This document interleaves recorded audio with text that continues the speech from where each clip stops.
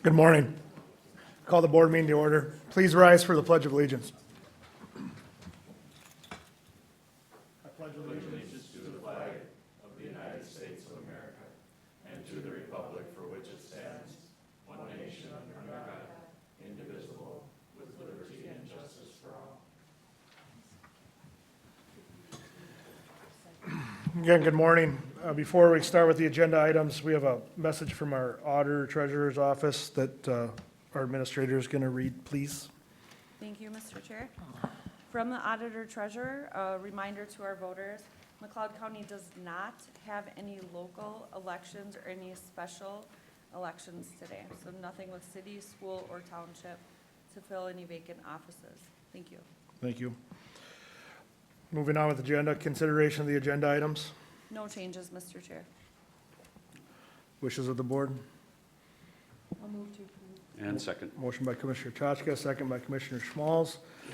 Any discussion? Hearing none, proceed to vote. All in favor, say aye. Aye. Opposed? Motion carries. Consent agenda. No changes, Mr. Chair. Motion by Commissioner Wright. Is there a second?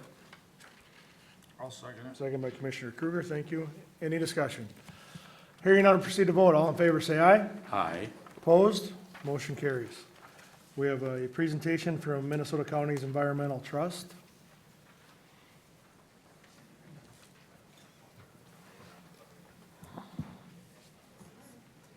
Thank you. I have one handout. I'll just quickly hand out for you guys.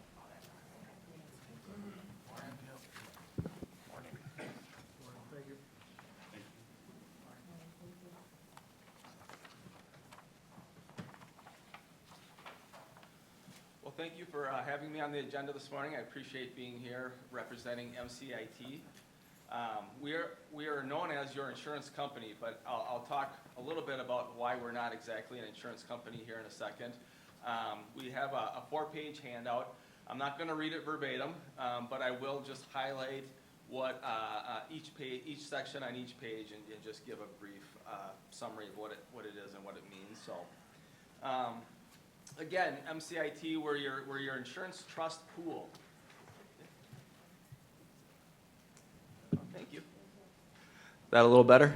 Yeah, thank you. Okay. MCIT, Minnesota County's Insurance Trust, we're technically not an insurance company. We are an insurance risk pool. We were developed in 1979 by the counties for the counties. So that's a big difference than an insurance company. We're designed for you. We're a public entity. I'm a public employee.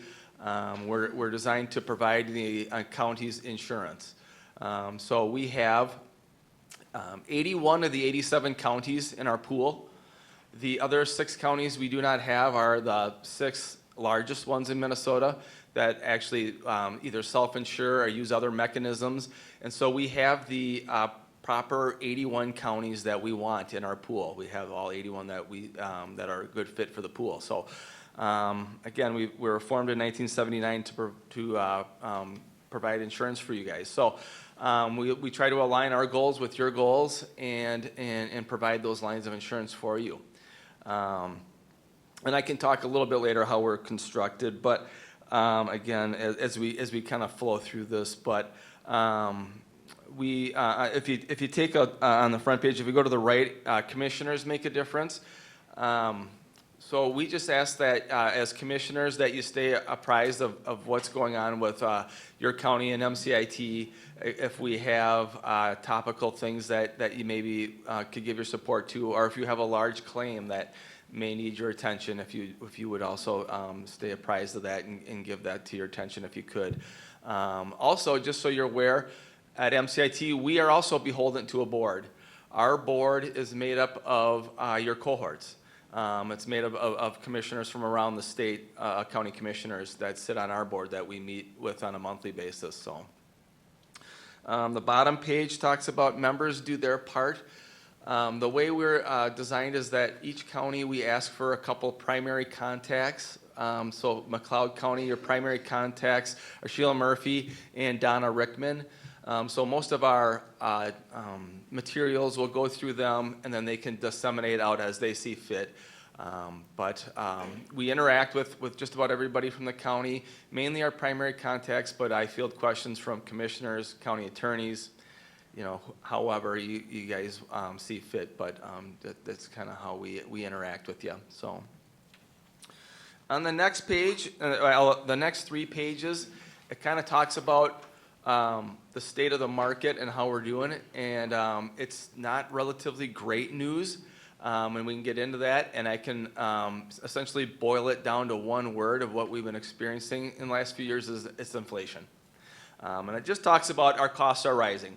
Lately, up until maybe this year, but we can get to that.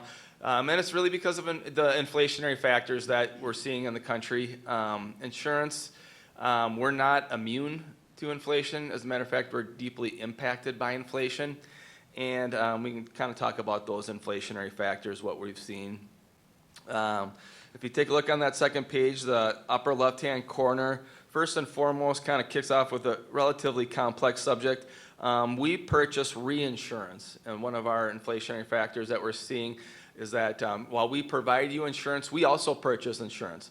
So we purchase insurance to sit on top of our large losses, so that we don't experience, let's just make up like 10 claims of $10 million in a year. We don't blow through $100 million. So technically, we buy insurance to sit on top of our large losses, and those, we call it reinsurance that we purchase.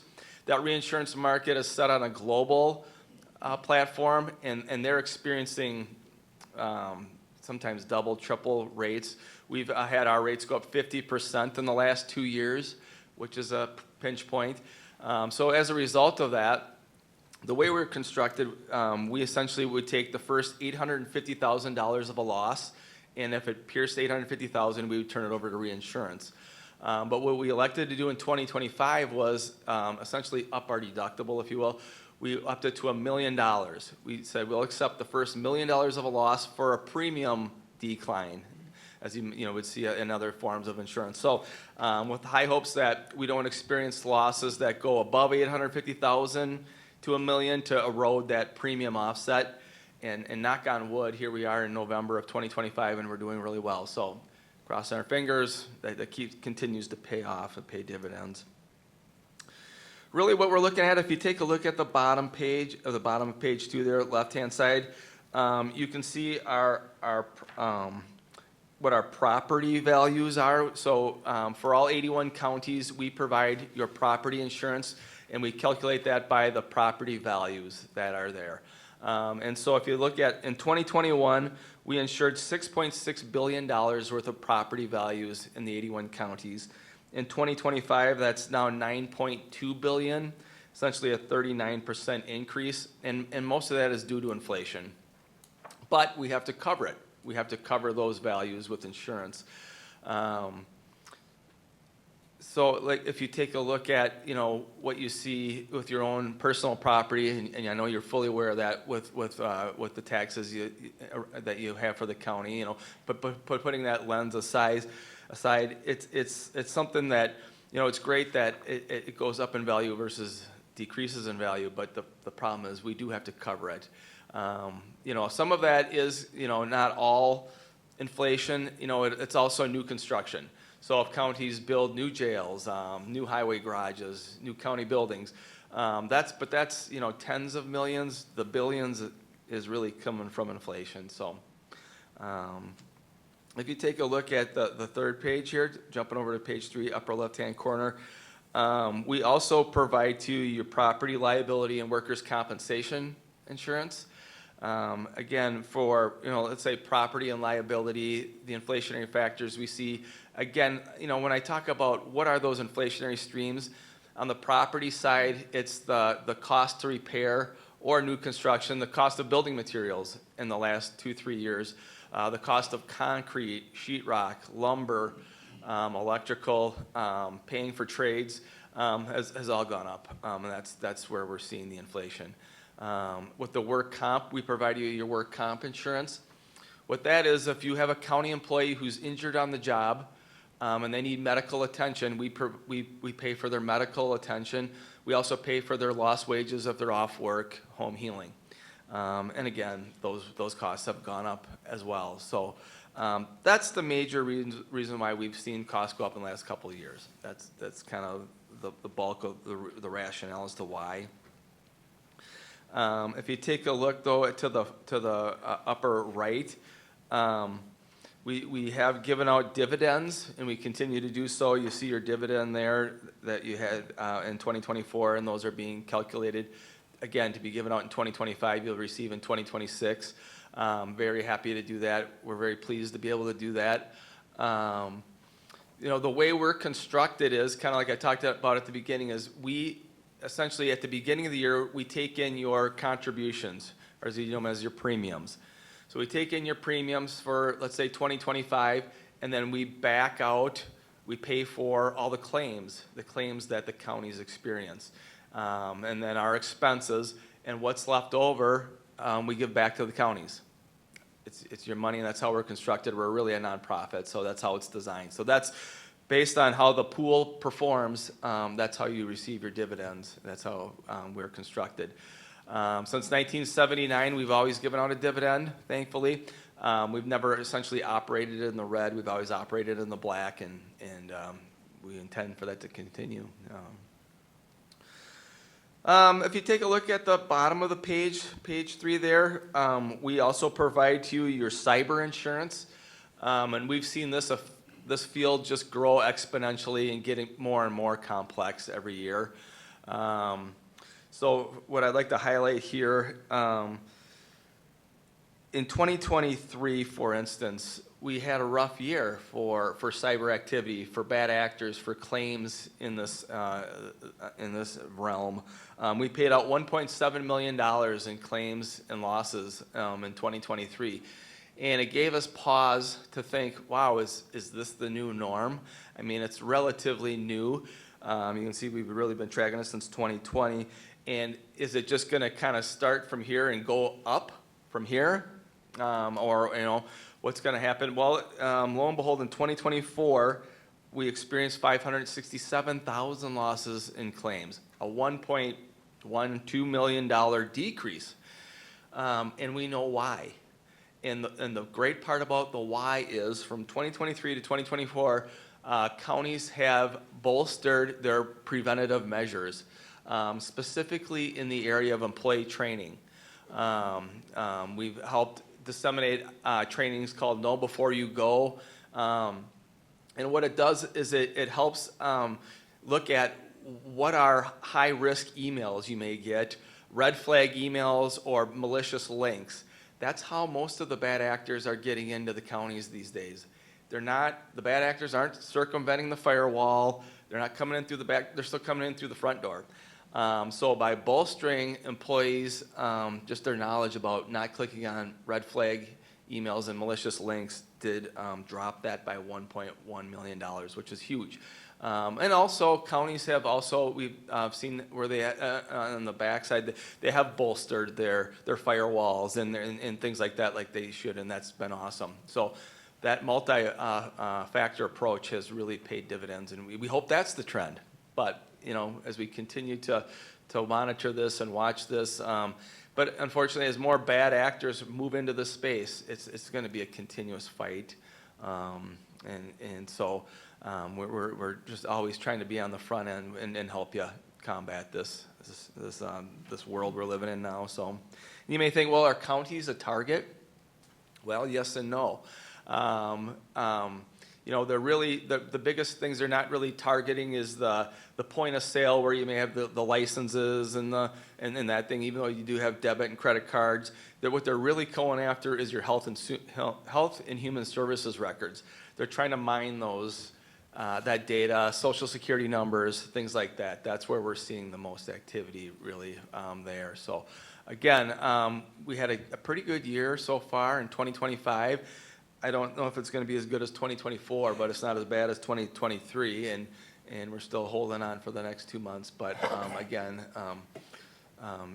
we just want to continue on and try to do the best we can there. So on the last page, it talks about again how we provide you your workers' compensation insurance, and it talks about how is McLeod doing their work comp efforts. And the way this gets calculated is by actuarials. They have like this complex formula that they come up with. And what they do is they take a look at, say, McLeod County, county your size, doing the jobs you're doing, and then they put that up against the formula of degree of hazard and things like that. So, and then they give you what's an experience mod. So if your experience mod is a 1.0, that means you're doing average. You're doing average, what an average county your size facing your hazards would see on an average work comp year. If your experience mod is 1.1, you would be 10% worse than average. 1.2, 20% worse than average. If you're 0.90, you're 10% better than average. 0.80, you're doing 20% better than average, so on and so forth. Well, you're at a 0.965, which is essentially 3.5% better than average. Essentially, congratulations. Better than doing worse than average, believe me. Because it's a mixed bag with the 81 counties. I mean, we've gone as high as 2.0, which is a pretty horrific. They need help. But you don't see much. We've got some counties down about 0.7. But again, anybody under a 0.10 is applauded. Thank you. It means you're making concerted efforts with your county employees to keep them safe on the job, which in turn helps our expenses. It helps your employees be healthy on the job, experience hopefully good job wellness and things like that, and they're happier and healthier employees. So congratulations. So and then actually, if you take a look, kind of in the middle, the experience mod isn't calculated just on a 1 year essentially item. It's a 5-year average, and if you look at even in 2021, you're a 1.0. Which is average, which is awesome. And the subsequent years are under. So once that 2021 drops off, and if you have a good year in 2025, it's going to go even lower than 0.965 if you follow me. So good job. If you take a look to the right of that, it takes a look at what at MCIT we're experiencing as a whole, not necessarily McLeod County, but what all 81 counties see in terms of our claims. Workers' comp, liability, things like that. So what departments are experiencing the most claims and a per ratio of dollars spent per claim. And sheriffs and jails are usually number one, but that's not a secret and it's not necessarily a real negative. It's mainly because they have the most hazardous jobs that we have amongst the counties. They're 24/7. They're involved with the most unusual scenarios, and so they're usually number one. Same thing with the highway department. I would say they have the opportunity to be 24/7, face unique job hazards and things like that. But I don't think, does McLeod operate a medical facility or a nursing home? Okay, so if you did, that's where we see our third most. Again, unusual job situations typically that contribute to injuries and things like that. But then the county jobs after that fall precipitously from there. So, and that's where we have some of the opportunities maybe to maybe concentrate some of our loss control efforts and training efforts. And if I can jump ahead to that, but that's where we also can provide help in those areas. I'm a risk management consultant for MCIT. We also have loss control consultants. Alethea Sheridan is your loss control consultant. She can come out and help sit on your safety committee, develop safety programs for departments and things of that nature, just so you're aware too. So, but again, as we talked about, your work comp is doing well, but we can always try to get it better too. So the last part there talks about our liability claims that we see. And again, autos is always number one. It's usually because it's a numbers thing. For the pool, for the counties, we insure 35,000 autos. So just by nature of that, they get hit the most. They have the most claim activity as well. So, and then you can see property and liability, what we spend per claim per dollar. So, just lastly, I just want to make mention that I'm happy to come out and do this every 2 years, but McLeod County is one of mine. I try to come out and meet with my counties every year, but we don't necessarily do a board report every year. We do it every 2 years. But I'll be back out again next year to just, just to meet with the folks and just see how we're doing and maybe do a different presentation that way internally. But just so you're aware, we're in 2026, the last part talks about how we really do want to be just not an entity that pays claims, it provides your insurance. We also want to be more of a valued resource for you. We're trying to bolster our website to be more interactive, to put more resources on there, more trainings on there. We provide a lot of in-person trainings, but we want to do more with webinars, especially for out-of-state or out-of-metro counties that don't necessarily have an opportunity to come into the metro as easily, and just continue to provide pertinent information for counties, for sheriffs and all employees to utilize and to help with just keep safe and lower liability and property at risk issues. So again, that's kind of what we're here to do and provide for you, and you guys are doing great. Thank you.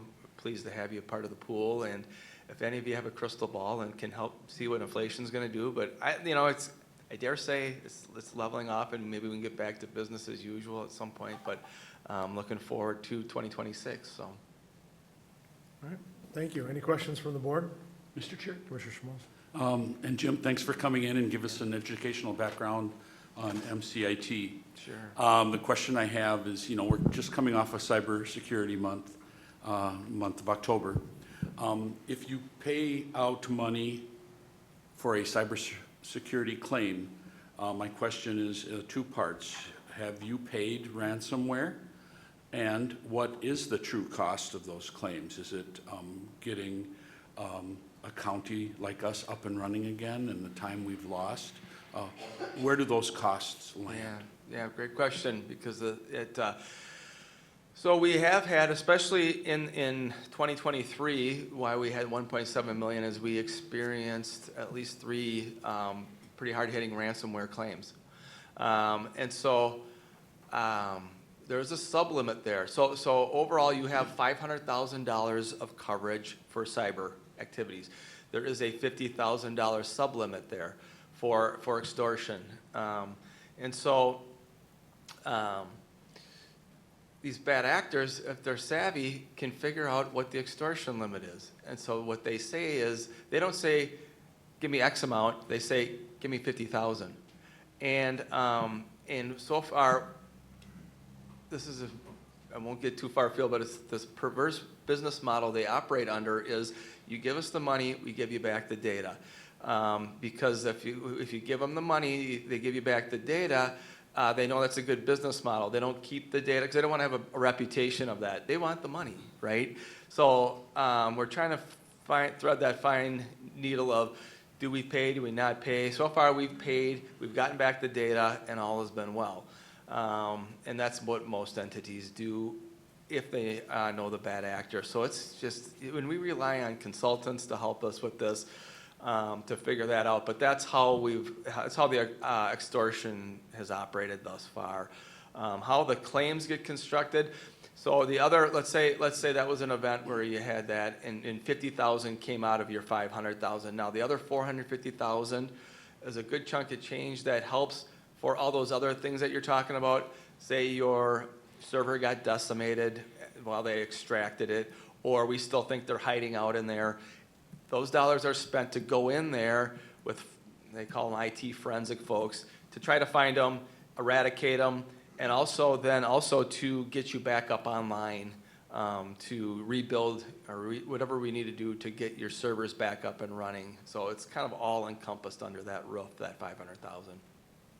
Thank you, Mr. Chair. That satisfies my questions. Okay, thank you. Any other questions? Mr. Chair? Yes. I have a couple, Jim, great presentation. I couldn't imagine all the different areas you cover. I mean, you cover a little bit of everything. I had a question 2 years ago, and I'm going to ask it again, is the joint powers.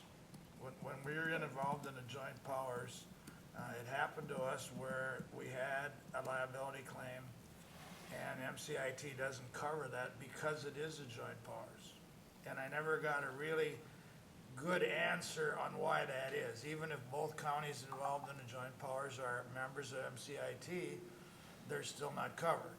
And I guess I'm not so interested in a reason, but what can we do to compensate for that? I mean, that's what I had asked before, and, I never got a really good answer. I mean, that's more grassroots, that's what impacts our constituents more than some of the other things, but.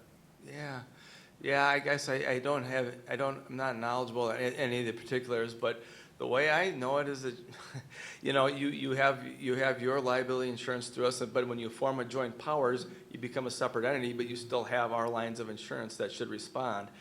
And why that claim wasn't picked up, I really do not know. Well, I was given the reason that, Okay.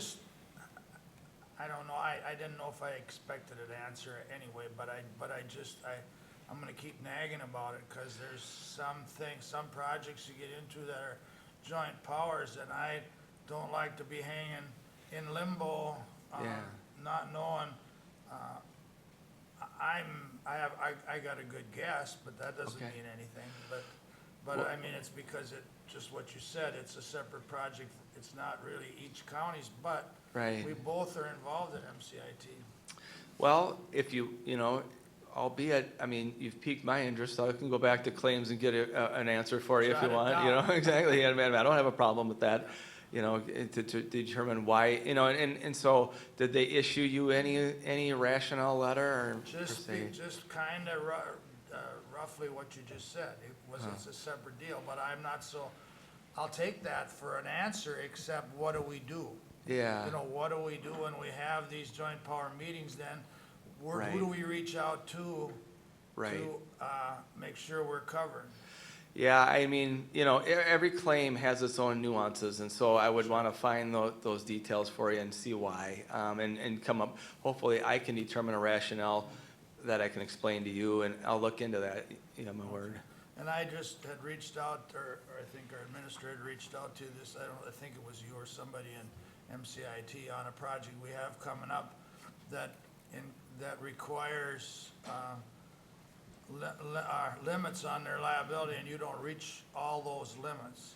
Is that with the railroad? Correct. Yeah, we don't provide a line of insurance called Railroad Protective. It's a federal line, and so you do have to purchase that outside of MCIT. There are avenues to do that, or there's other ways that we can do that. We can maybe put that on a contractor, or if indeed McLeod has to purchase it, we can help you with that. But no, unfortunately, that is a federal line of insurance that MCIT does not provide. And you kind of just answered that, not knowing it. Is there help through MCIT to reach those goals, or what they require? That's the main Yeah. thing. I mean, Yep. it's better dealing with somebody that has experience. MCIT does a great job. I just want to let everybody know since I've been in office, I have no complaints. I can't imagine, all the different areas or departments that you have to have expertise in. I don't know if you have help, or if you go outside, it doesn't matter, but it's a tough world we live in. Sure. But No, I that was the appreciate that. question, if there's help to Yes. get it done. Yep. So if you're experiencing problems with that, on that latest contract, by all means, reach out to me, and we can help. You're on the top of my list, so All right. I appreciate Sounds good. you No, getting thank you. back to us, so. that Yeah, was good. that's what I'm here for, so, thank you. Any other questions from the board? Thank you very much. Appreciate it. Have a great day. Thank you. All right, moving on to the agenda, the sheriff's office.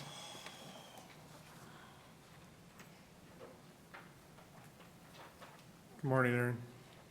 Good morning. Item A is consider approving an off-highway vehicle safety grant with the state of Minnesota for 2026 and 2027. These funds would be utilized for holding safety training education programs for local participants, equipment, and enforcement activities. Funding for the 2026 fiscal year is $5,355.67, and the funding for 2027 fiscal year is $5,355.67. The previous grant for 2024 and 2025 ended June 30th, 2025. Any questions for Aaron? I do. Just out of curiosity, how were the grant dollars from 24 and 25 use some examples of what you did for programming? Sure. We use some of it for that safety training for the kids to, every year we at least do one training event. A couple years we've done two, but we use that to reimburse salaries for equipment for the class. We also used it to purchase tracks for our UTV. We used them this year up at Winstock because it was so wet. Put them back on now for the winter. So those are some of the costs or some of the expenditures. Okay, sounds good, thank you, I'll move to approve. Motion by Commissioner Wright, is there a second? Second. Second by Commissioner Kruger, any discussion? Hearing none, proceed to vote, all in favor say aye. Aye. Opposed, motion carries.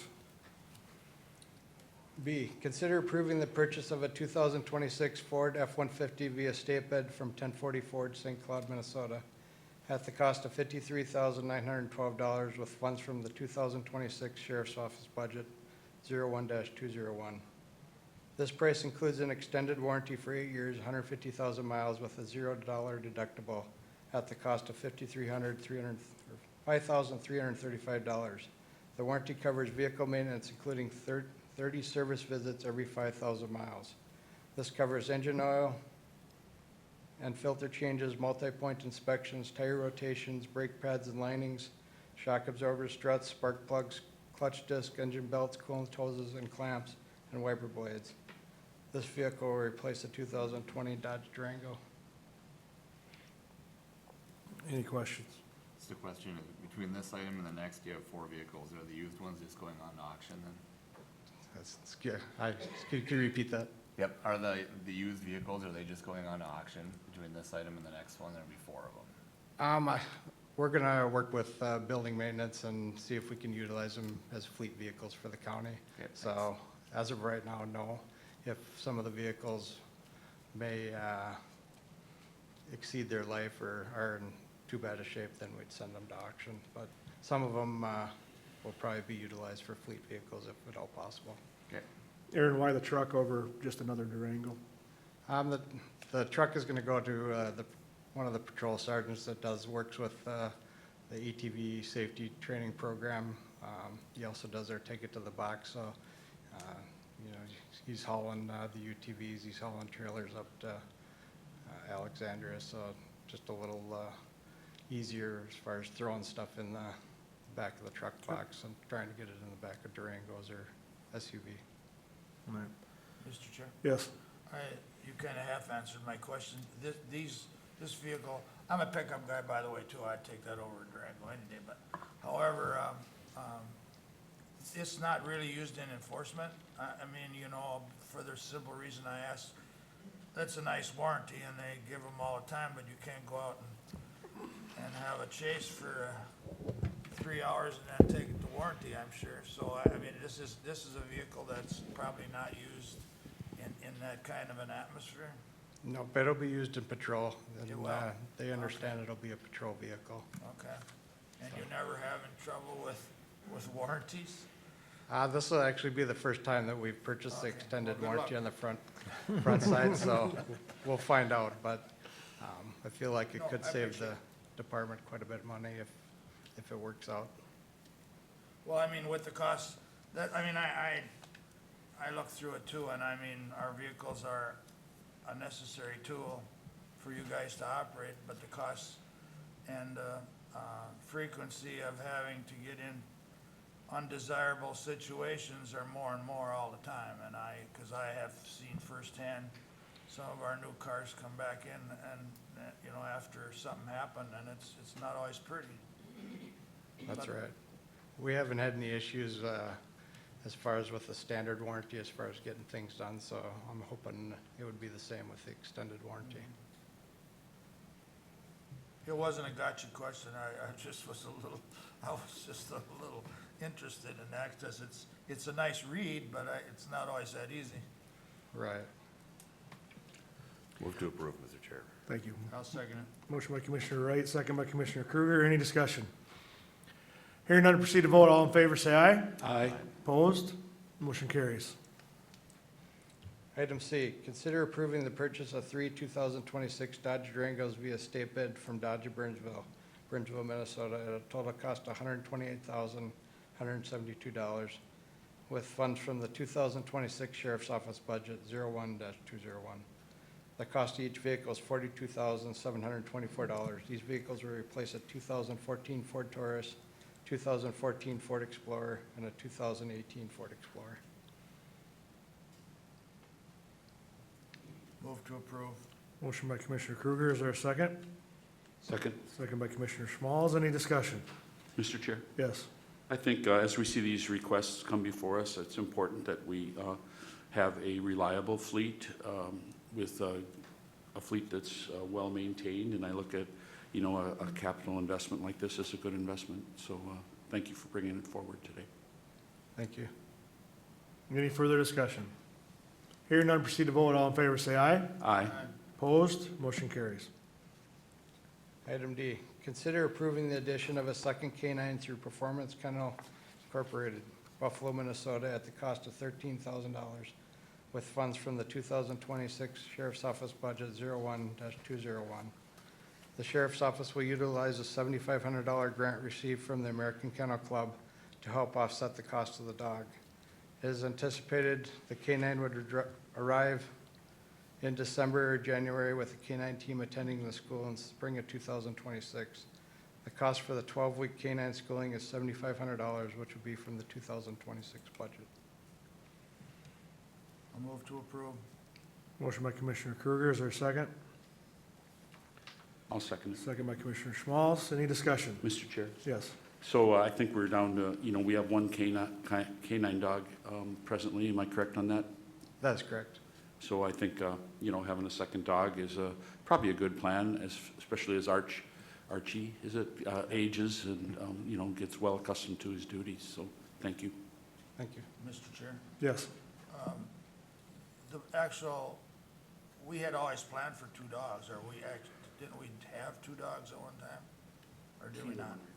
That is correct. We try to stagger it, so we're adding the second dog about the half-life of the first dog.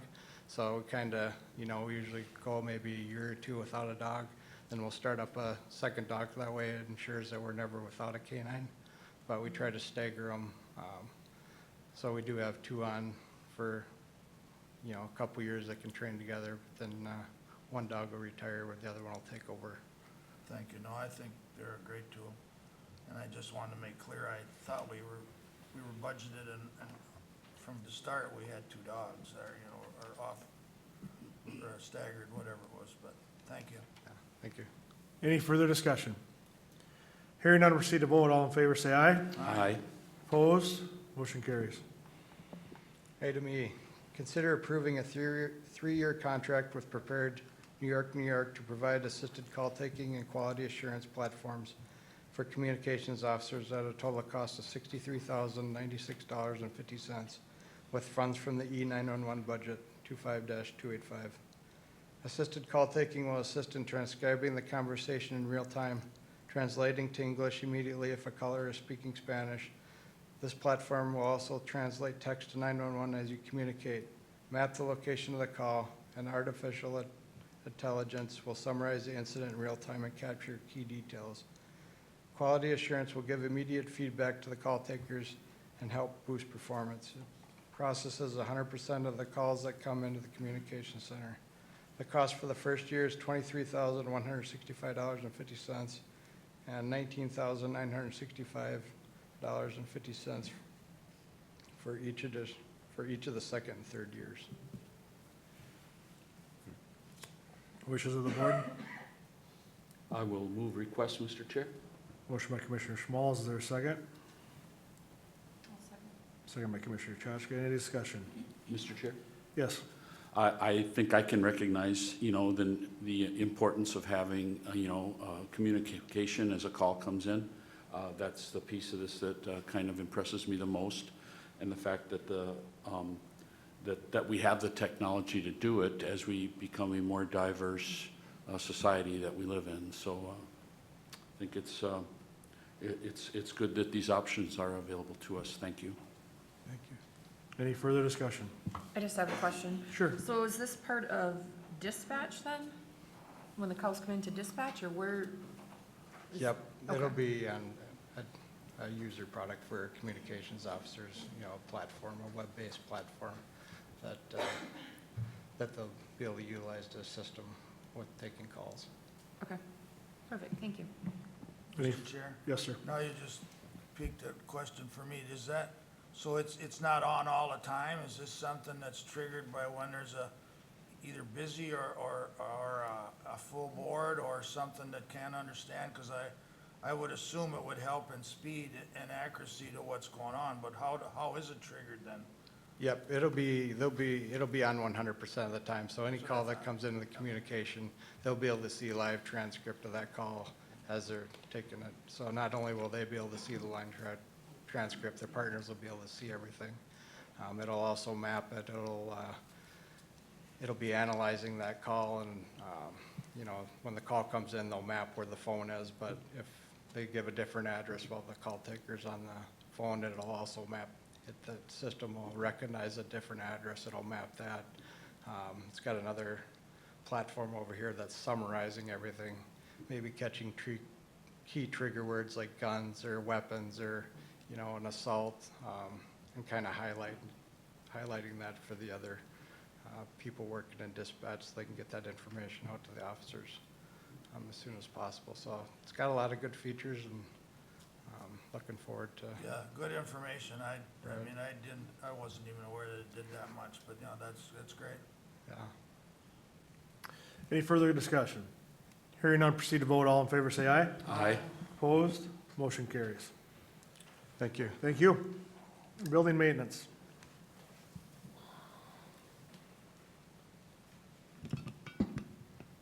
One item for your consideration today.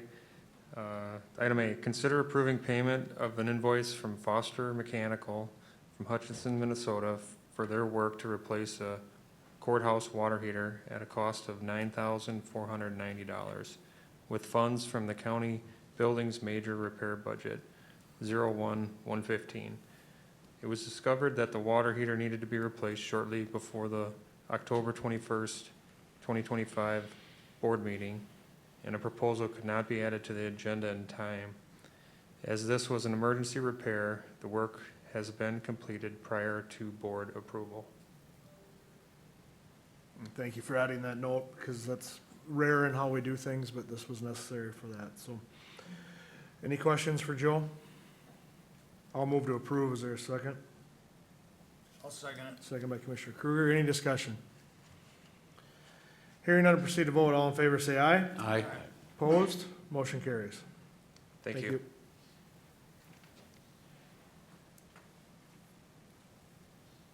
Mr. Chair? Yes, sir. Mark, can I ask you a quick question before you start on your agenda items here? When MCIT was here, he talked about everything except hazardous waste. Wonderful. That's a good thing. Yeah, it is a good thing, and I didn't want to get out into the weeds because there might be a good answer. Who's responsible? Are we personally responsible as we collect if we had an issue? I mean, is that our insurance claim, or do like PCA, or is there any other side entities that would help us clean that up? I believe that's an MCIT claim for our facility. Okay. That was short. Direct. No, but we are, I mean, there's nothing to worry about, really. I mean, there's so many different things that we collect anymore that, you know, from pesticides to God knows what, acids and chemicals. But I mean, we are under a part umbrella then from MCIT, or is there other? Yeah, so the HHW would be part of this, our county's function. The MRF would be different because we do have a contract with a vendor. So part of that contract, they have insurance that covers their operational side, employees, and some of the equipment. Okay. But the facility itself is under MCIT. Thank you. Thank you, Mr. Chair. All right, item A. Good morning, everyone. So one item for your consideration, and that is to consider approving conditional use permit 25-21 as requested by Tim Mueller of William Mueller and Sons, Hamburg, Minnesota, for gravel mining, crushing, and stockpiling in a new gravel pit for a 5-year period on property owned by James Meyer. The area to be mined is a 10-acre area, and that is in the agricultural district located in that part of the southeast quarter of section 27. So again, just to reiterate, that's 10-acre site within 160 acres. The Clinco Township Board recommended approval on October 21st, 2025. The McLeod County Planning Commission recommended approval on October 22nd, 2025 with the following conditions. Number one, the applicant shall submit a bond or letter of credit to McLeod County Environmental Services by December 15th, 2025 in the amount of $10,000. That is $1,000 per acre per ordinance. Number two, the hours of operation are Monday through Friday, 6:30 a.m. to 7 p.m. Saturdays shall be permitted as needed with a 24-hour notice to McLeod County Environmental Services, and those hours would be 7 a.m. to 12 p.m. Crushing shall not occur prior to 8 a.m. during hours of operation. Number three, crushing is allowed to occur in the pit area. Number four, the applicant shall meet all state national pollution discharge elimination system and PDS requirements and apply for a DNR dewatering permit if needed. That NPDS permit, just to clarify, that is basically for surface runoff. That runoff has to be treated prior to it getting to another surface water. So when you see that on these permits, that's what that is for. Number five, the applicant shall follow all mining standards contained in section 16 of the McLeod County zoning ordinance, if not further restricted by this permit. Number six, stockpiling of material shall not be stored in the floodplain. Number seven, the applicant shall restore the pit area to a 4-to-1 backslope for non-farming purposes. Number eight, the McLeod County Environmental Service shall inspect all restoration work completed and approve with a letter acknowledging completion to release the bond or letter of credit back to the applicant. Number nine, truck hauling signs shall be placed on Highway 212 west of Hilton Avenue when more than 10 loads in and out of the pit area are hauled per day.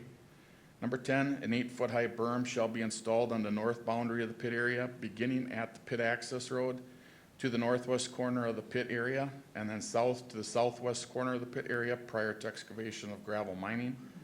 Number 11, the primary haul route shall be from Highway 212 south onto Hilton Avenue to the pit access road per easement submitted by the applicant. That easement is across land owned by West Hillside, Inc. The secondary haul route will be south of the pit access road on Hilton Avenue to property owned by James Meyer, per approval by Glencoe Township if needed for wet conditions. The secondary haul route timeline would be established on an as-needed basis. So there was a lot of discussion on this. Planning Commission did a lot of work. We do have some members here. Tim is here with Mueller and Sons, the applicant. Closest neighbor is Mitchell Keenan. He is here as well with his father, who is on the township board. So if you have questions for any of them.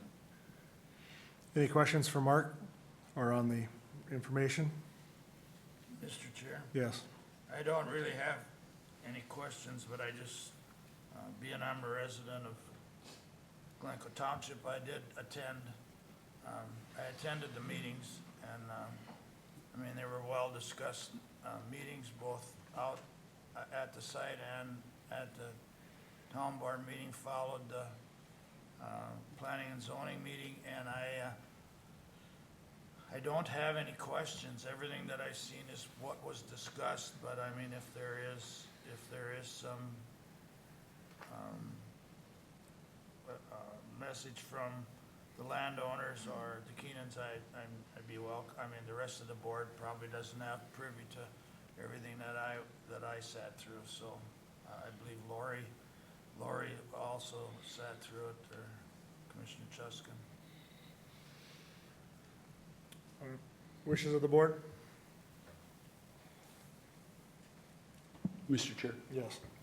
First off, I'll say thanks to the Planning Commission for looking at the conditional use permit in front of us. And with that, I will approve conditional use permit 25-21, and that's a motion. Motion by Commissioner Schmalz. Is there a second?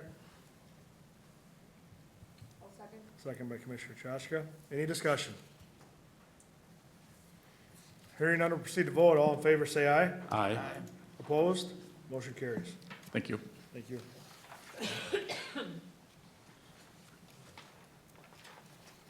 Public Works. Good morning. Item A, consider approving the final acceptance and payment of $44,612.57 to Bradbury Stam Construction Winkleman LLC of St. Cloud, Minnesota for the Century Hall Building Project with funds from the Fairgrounds capital budget. The items under the scope of the contractor have been completed satisfactorily, and final acceptance and payment is recommended. Questions for John? Move to approve. Motion by Commissioner Wright, is there a second? I'll second it. Second by Commissioner Kruger. Any discussion? Hearing none, proceed to vote. All in favor, say aye. Aye. Opposed? Motion carries. Thank you. Thank you. Do you have a question? Okay, Okay. Good morning. morning. Item B here, consider hiring Chad Bandis to Silver Lake, Minnesota for plowing only County State Aid Highway 103 in Biskie at a rate of $80 per hour, utilizing a pickup for the 2025-2026 snow and ice season with funds from the highway maintenance budget. This is the same rate as the 24-25 season. Due to the narrow streets and tight turns, this contract saves our crew about 40 minutes during a typical snow event. In that time, we can cover about 10 full miles of rural highway with our tandem plow trucks. We have utilized this agreement for the last 3 seasons, and it's been working out pretty well for us. Mr. Chair, Yes. we entertain this every, I don't know if it's every year, but it seems like it's proven to work well for you. And so there, I'll move to approve. Motion by Commissioner Kruger, is there a second? I can second it. Second by Commissioner Schmalz. Any discussion? Hearing none, proceed to vote. All in favor, say aye. Aye. Aye. Opposed? Motion carries. Thank you. Okay, my question for you, Go ahead. excuse me, thank you. Do we have the playground equipment up yet out at Lake Marion?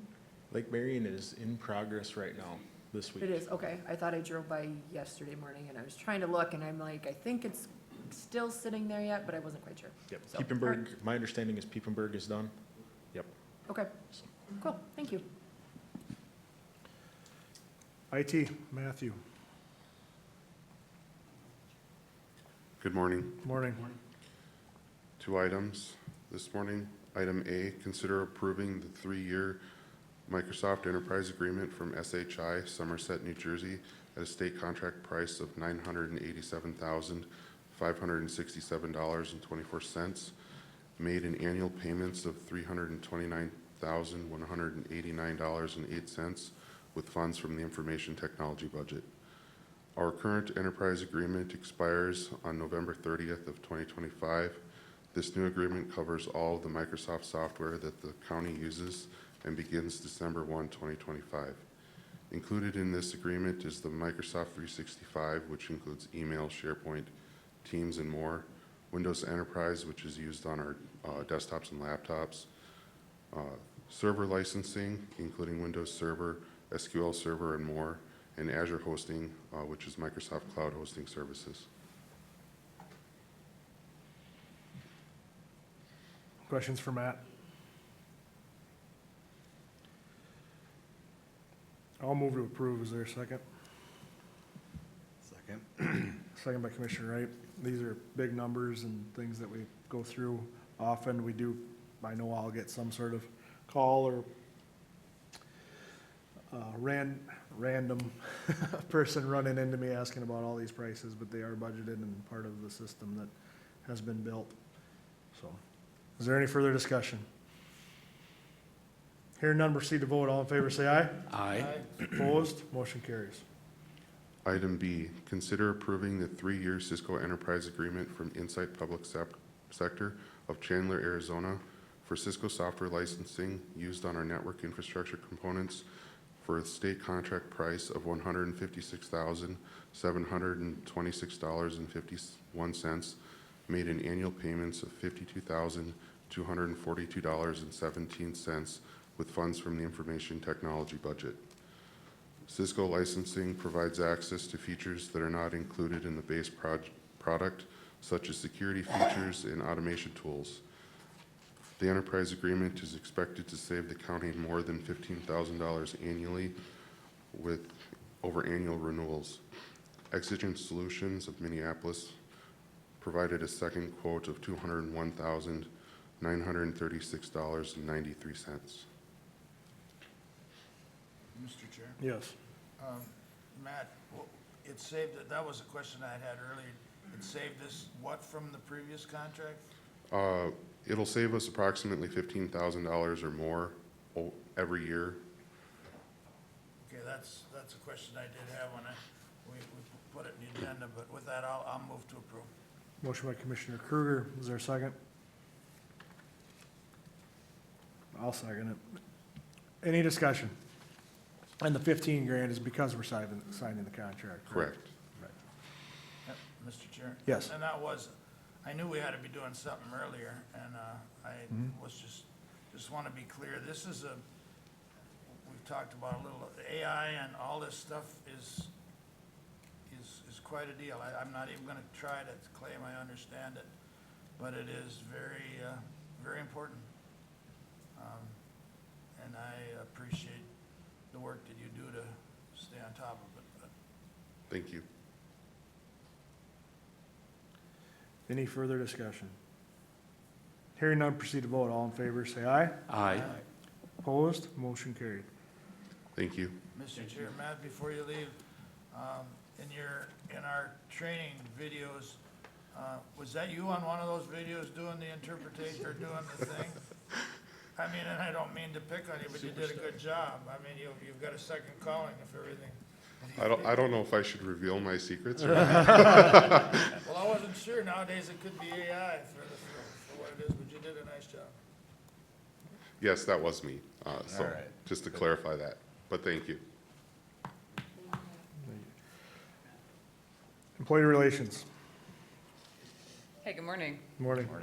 Just have one item today. Item A is consider approving the memorandum of agreement for the employer-sponsored health insurance contribution and health savings account contribution with the McLeod County unit of the American Federation of State, County, and Municipal Employees, or AFSCME, union for the period of January 1st, 2026 through December 31st, 2026.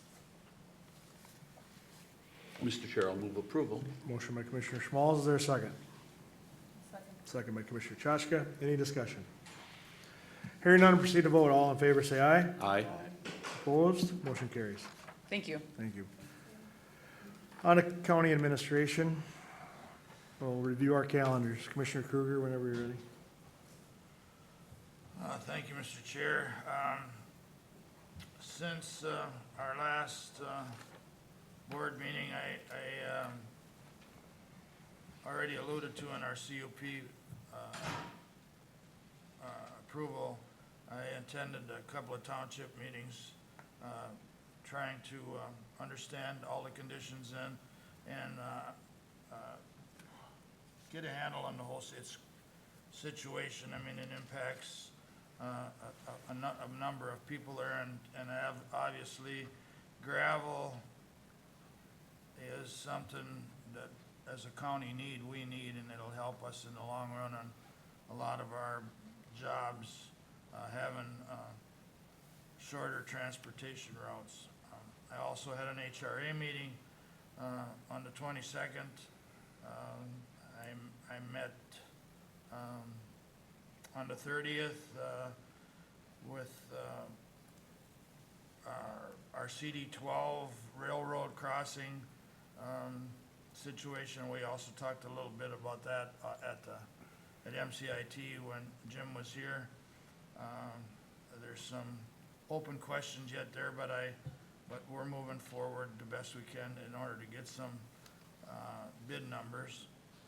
On the 31st, I met a little bit with Paul and Andrew on some transportation issues, on some costs, and trying to figure out we have our two bridges that, among others, that are in question of some repair. Went through some of that and trying to figure out a plan to do that with the less impact to the public. Yesterday, I had SWCD board meeting, which brings us up to today. Thank you. Okay, Last week, as Commissioner Kruger mentioned, he and I had met with Andrew discussing road work and budgets, and we'll see more on that. And I do appreciate Andrew's commitment and dedication to our road systems here in McLeod County. Also received a petition to bring new acres into one of the county ditches in my area, so we'll see some public hearing activity on that. More on the community side, over the past few years, I've attended the National FFA Convention a couple times, and I've been there on such a huge national event. And last year, we brought the Glencoe Silver Lake FFA chapter here, because I was able to notice that they did very well last year. And this year, they kind of knocked it out of the park, to be quite honest. But I had Rebecca Paschowitz, their FFA advisor, give me a little summary of how they did last week at Nationals, and I'll end with the big one, but they had their knowledgeable team that won the Minnesota state level went on to place 5th at Nationals, and one of their members was actually ranked 8th. Now keep in mind, this is a national level contest. There are 50 to 60,000, actually I think it's more like 60 to 70,000 people that attend this event every year. 6 of those FFA members received their American FFA degree, which is the highest degree that you can achieve within the FFA organization. As far as individuals, they had one individual received the gold ranking with her landscape installation project, and another one went gold ranking with their diversified crop production report. And here's the big one. So I want you to imagine this. This takes place at the Lucas Oil Stadium in the Indianapolis Convention Center. 60 to 70,000 people from across the nation converge for 1 week on this convention. And when you sit in Lucas Oil Stadium, huge screens are in there. And these individuals and different chapters that are called up to be running for the main award, and then there's of course a lot of tension in the air, and then the winner is called up.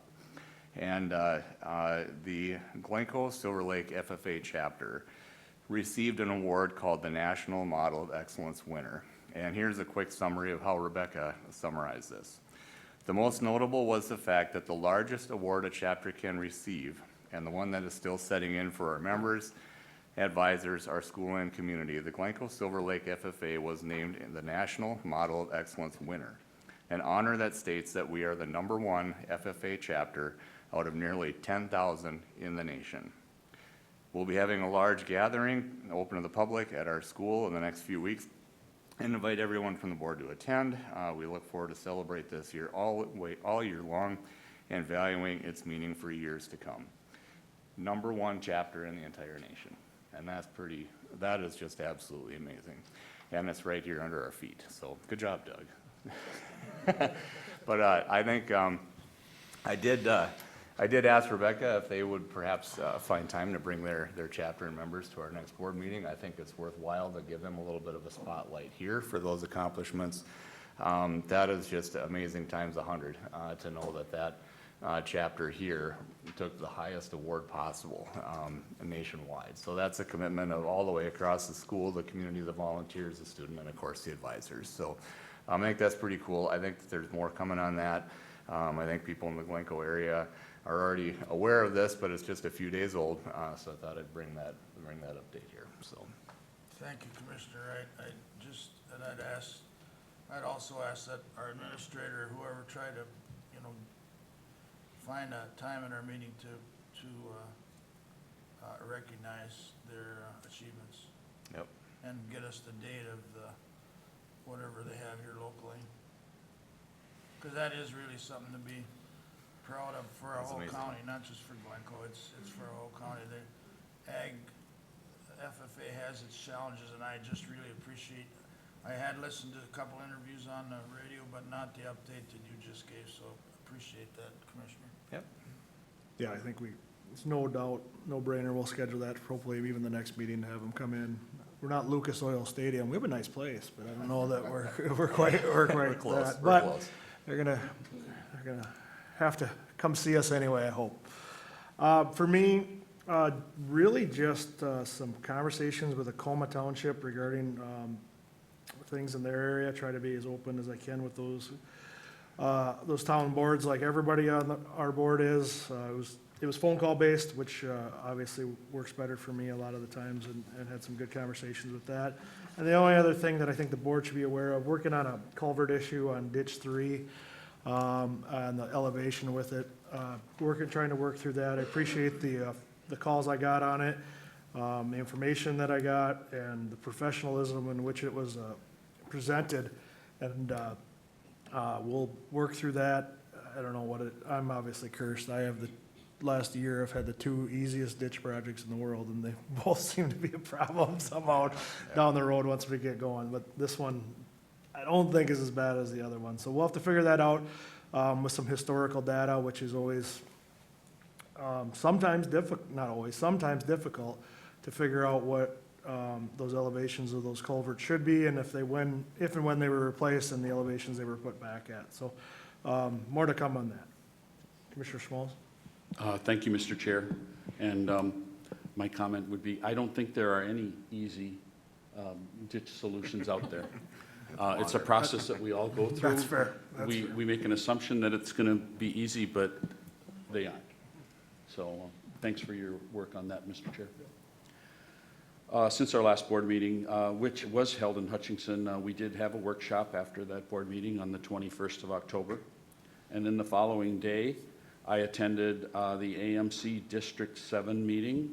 That meeting was hosted by Blue Earth County, and it was held in Janesville, Minnesota. I'll report a little bit on that meeting. This is the meeting where I believe that we have 12 counties as District 7. We are the northernmost county. District 7 includes counties basically from us in central Minnesota going straight south. So there's quite a representation of rural counties in this group. Some of the reason we bring together this group is this group now voted on the priorities that we want addressed at our AMC annual conference meeting in December. So I'll list the priorities that we identified as being the most important to those of us that attended and voted on the priorities.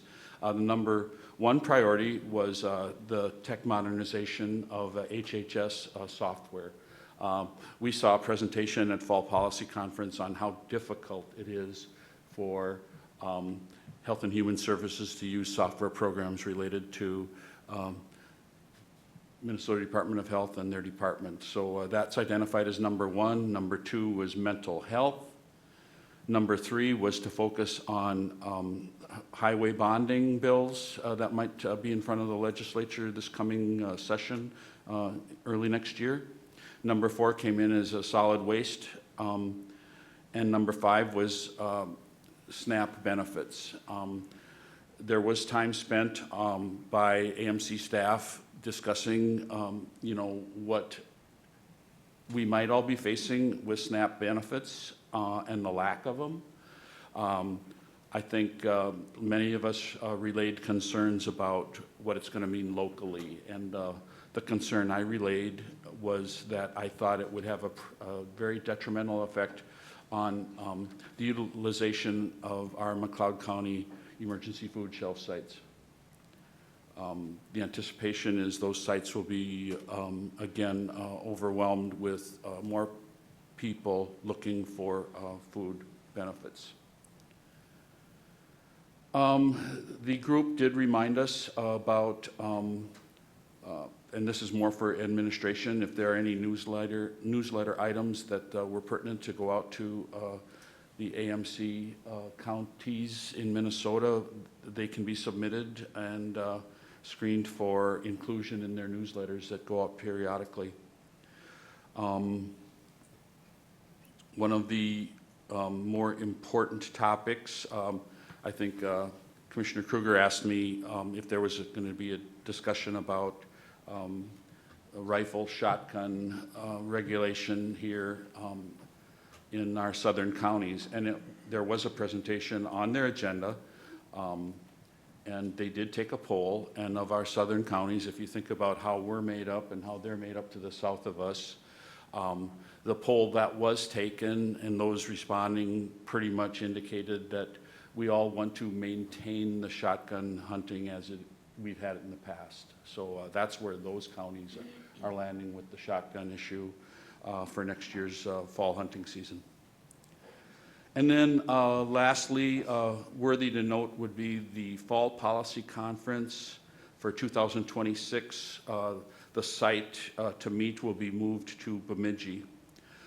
Kind of addresses some of the concerns that people were bringing up about the facility in Alexandria not having the capacity. So they contracted with, I believe it was Sanford Center or something like that in Bemidji to host the Fall Policy Conference. And then getting into last week, Mr. Chair, I do want to acknowledge the success that the Lester Prairie football program has experienced this fall. They did win their game Friday night, and that moves them into the state tournament this week. So congratulations to Lester Prairie football program. And to finish out my report, Mr. Chair, I did complete my cybersecurity training last week. So thanks to Matt for setting those up. And yes, Matt was one of the stars of the training. So appreciate his work on that. Good That's job all. getting that training done, and thanks for making a few of us look bad that we haven't. That wasn't the intent, Mr. Chair. That was not the intent. Working on mine, I never said I was done. You go to cyber jail. Cyber. Yeah, Mr. Chair, that's all I have. Thank you very much. Commissioner Chachka? All right, so I had planning on the 22nd, and you guys approved the one item that we had there that day. It was a lengthy conversation. I Just want everybody to know that. It wasn't something that we took lightly, had a lot of discussion, and so that went okay. Then I'm gonna skip to the 31st. We had an exec board meeting for Meeker, McLeod, Sibley, CHS. Basically to go over everything for our upcoming meeting next week, budgets and that sort of thing. Yesterday I went to Olivia for Supporting Hands. The big things there were, you know, everything coming up for the next year too, the budgets, the financials for this year, the paid family medical leave act, where they wanted to go with that, if you put that in the policy. So that was where that one ended. It was a good meeting. That one meets 4 times a year, and there's a lot of good information that gets handed out at that one. So then I'm gonna go back to the 23rd. So that was UCAP. I went to Redwood Falls for that one. So we started out with the Head Start program, and UCAP is mostly federally funded. So of course, anything going on in the federal government right now is a huge concern, where they're gonna be at, how they continue to operate. And Deb there is amazing. She's so calm, and she said, we just take it day by day. I do want to tell you that,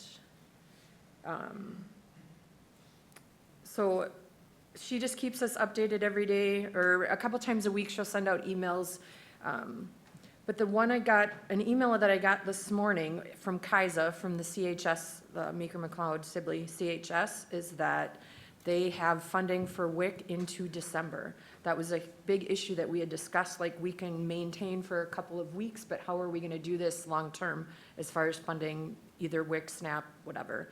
So we did get an update this morning from Minnesota Department of Health, that we will be getting through December. So that is great news.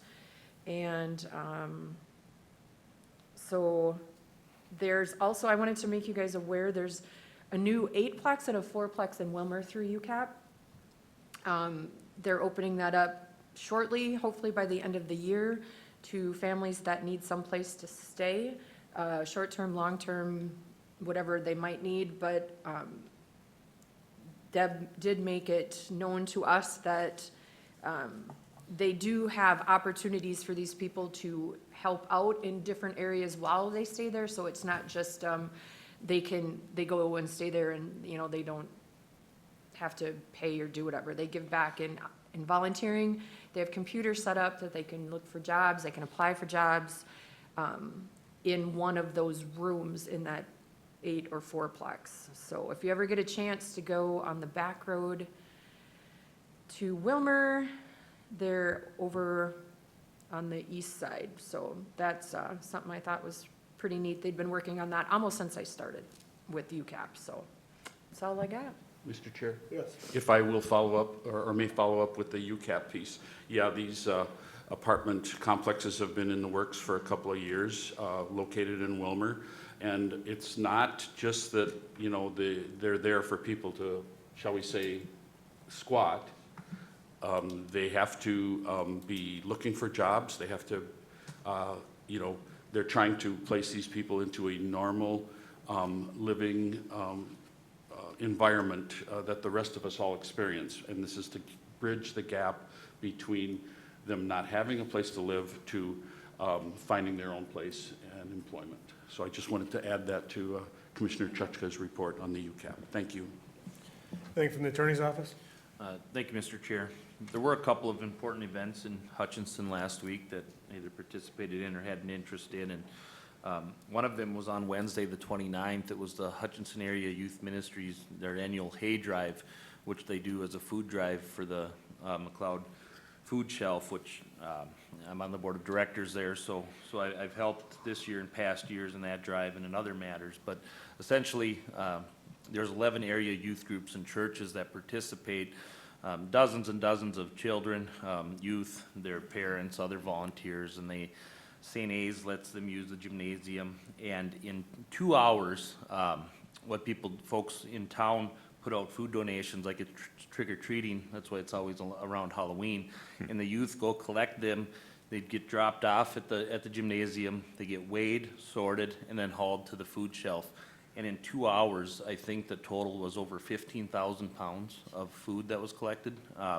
So it's kind of controlled chaos during that 2 hours, as far as, you know, the efforts and food being moved. But that was, you know, really an overwhelming turnout.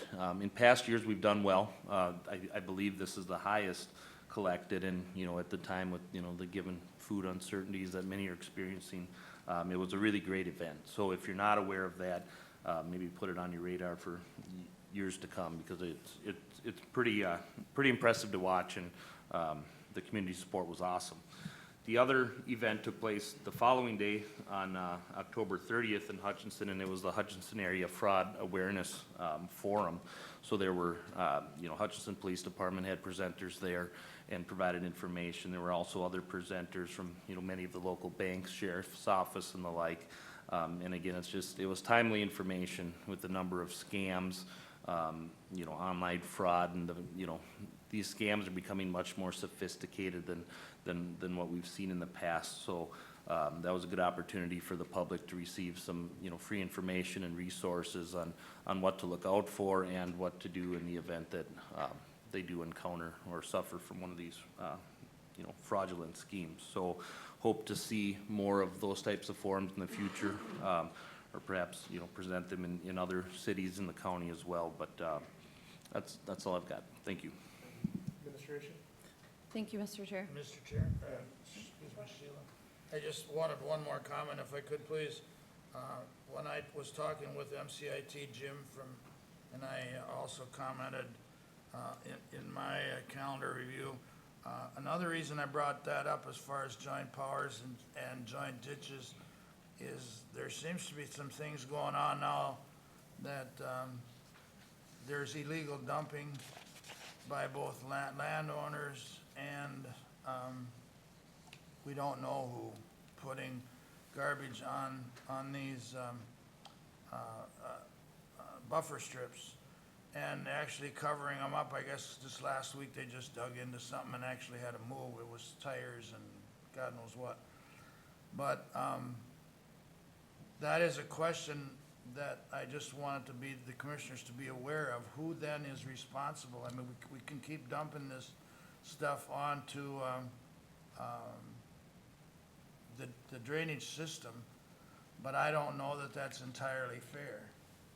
And that's just a question I have. I'm just questioning whatever the responsibility of the county is to make sure it might be Ryan question, but it's bigger than that. I mean, we have to kind of decide, and that's why I asked what coverage was done by MCIT besides our construction projects with joint ditches. There's some follow-up that needs to be done on who's responsible. You know, it's a little different if you plant a tree or push a bale in a ditch and somebody does illegal dumping. There's a little bit of difference there, and it's cost so much to move that these costs are getting higher.